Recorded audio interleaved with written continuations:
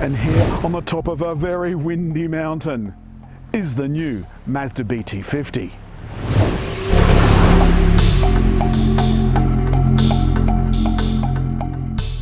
Mazda's new BT50 comes in 3 models, 2 body styles, a cab chassis or this, the dual cab, and 1 engine. It's got 2 transmissions as well, a 6-speed auto and a 6-speed manual.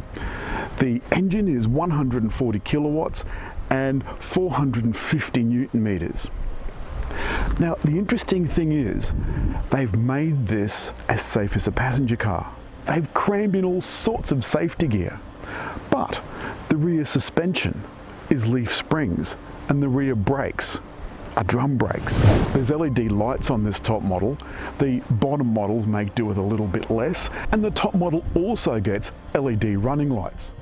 There's only so much you can do with this side profile, but it's got a couple of really nice side steps, and it's got smart entry and push button start. And the push button entry is by this little rubber button on the door handle. There's one here, one on the other side. It also locks the tailgate. There's a step down below around the back and a pretty generous tray. It does have double walls, but look, anytime you scratch the paint when you put your paint tins and ladders in and God knows what, you're going to scratch the paint, which means rust. So I suggest you get a liner. The rear is pretty spacious. Like all of these dual cab utes, the knee room it's kind of adequate, and you can fit 3 people across the back. There's even a USB point in the back, which is something that is really unusual, and this nifty coat hook, should you have an executive tradie. There's also a couple of air conditioning outlets and some cup holders. One thing that I've noticed this week is it is a little bit noisy, but then I'm used to driving SUVs and passenger cars.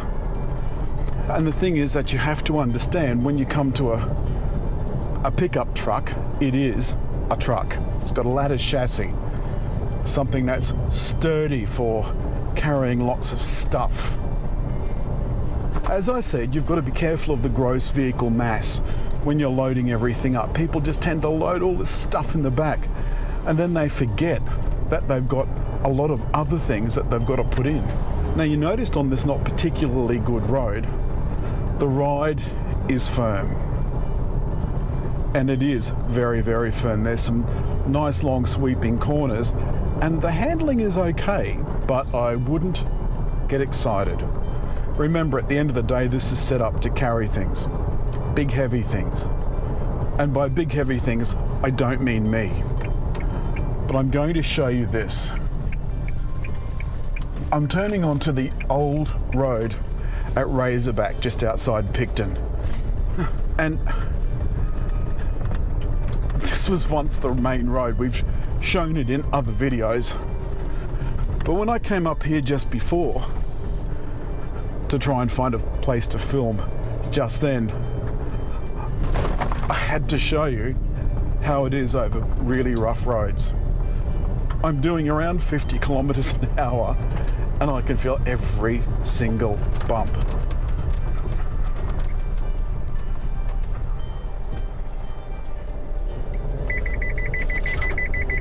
That was the proximity warning, but more on the safety stuff later. Just want you to keep an eye on how rough this is.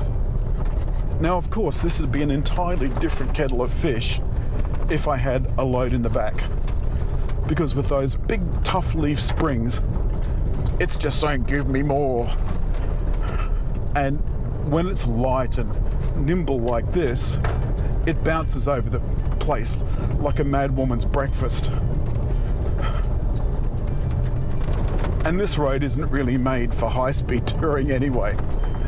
But I'll show you what a regional road looks like. Oh, Jesus, Mary, Joseph. Oh, Christ, what a bendy bus. Okay, we're back on the bitumen. You can see how jolty that was. One thing that we found recently is that Australians are buying more and more pickup trucks to use as SUVs. The top selling car is Toyota's Hilux, and that's the direct competitor for Mazda BT50. So you take a look inside this BT50. There's a double glove box over here. And another one down below. The other important thing is that it's got an entertainment system, not unlike the one in a passenger car or an SUV. Lovely big screen. The buttons are all clearly labelled. And down below is the air conditioning system. Neatly laid out, just a lovely, neat row of buttons. If you're an Apple user, and only Apple users, you can connect your car to the phone with Wi-Fi, not Bluetooth, but Wi-Fi. If you do, you can use your Apple CarPlay wirelessly. Wow, these roads are really tossing me around. I'm handling these 80 km/h corners at 75, and that's plenty. The brakes have a nice feel to them, despite the fact that there's drums up back. And the other thing is, at 80 km/h, this is very quiet. The cabin itself actually feels like an SUV, rather than old-fashioned commercial vehicles that were really terrible. The trim is this rather nice chocolate brown leather, and I like that. It's easy to clean out. This isn't one of those precious cars that you're afraid to take off the beaten track. I mentioned outside that these models come in 4-wheel drive or 2-wheel drive. Inside, if you've got the 4-wheel drive model, you can lock the rear diff. It stops individual wheels from spinning if one has grip and the other one doesn't.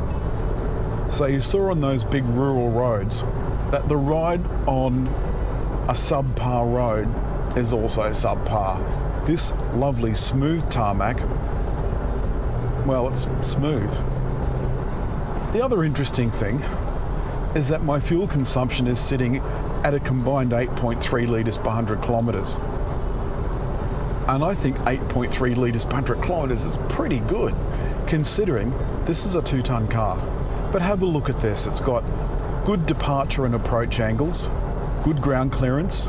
There's no fancy drive modes in this. There's a couple of off-road accessories. I've got active steering, active blind spot, and active cruise control. All of these active features work above a certain speed. Blind spot monitor, of course, works all the time.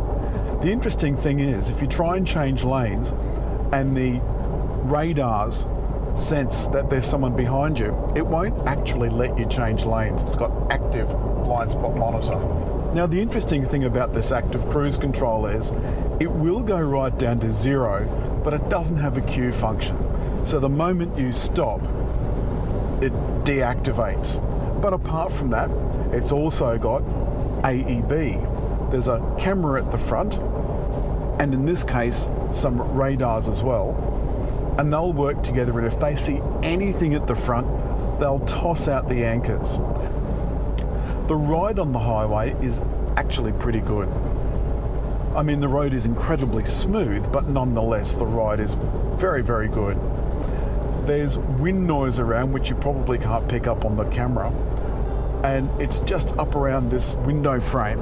Now, in front of me, on the digital display between the two analog dials, I can see that I'm doing a particular speed, how far I've gone for my trip meter. I can also see what speed zone I'm in, which is pretty handy, and the speed the cruise control's set at.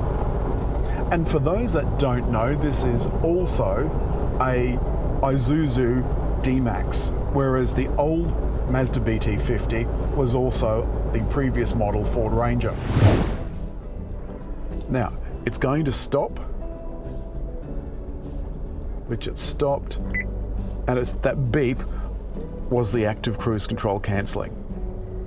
Now, a lot of other brands, they'd put queue support in there, so that means in a situation like this, it would hold the brakes and it would just head off when you press resume, but no such luck with this.